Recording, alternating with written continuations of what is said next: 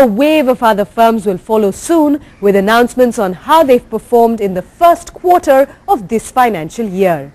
It's a key driver of stock markets here, and some are bracing for what is expected to be a weak set of numbers. So how might India Inc. have performed? Well, that's a question I put to Prasad Koparkar, Senior Director at CRISIL Research. The first and foremost thing that stands out is the top line, or the sales growth is sharply decelerating.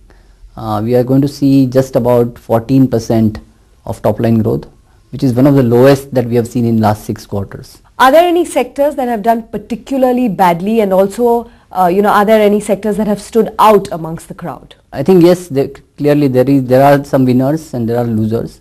As far as winners are concerned, I would say export oriented sectors are still doing okay thanks to currency depreciation.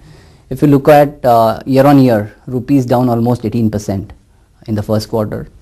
So pharma, IT, to some extent telecom is doing well because the competitive intensity has gone down, so prices are not falling.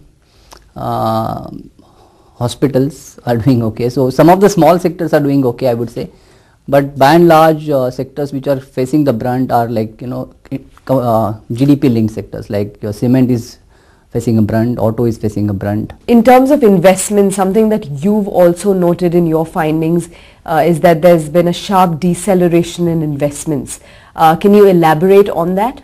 I think that has been one of the most talking points in terms of investment cycle going down, and we have seen this now for last probably 4 or 5 quarters, and the reasons for these are not too far to look. I think what people are saying in terms of the slow decision making, policy related issues, high interest cost, global uncertainty, all of these are, I guess, playing on the corporate boss's mind. How does this all tie in for the year coming up now? How is India's economy expected to perform? Clearly, I think the economy is slowing down, and we don't see still much ray of hope. So our forecast for FY13, that is the year ending March 13, GDP will grow by about 6.5%, but we believe there is actually a further downside risk to that. Let's take a look now at some of the business stories making headlines in India this week.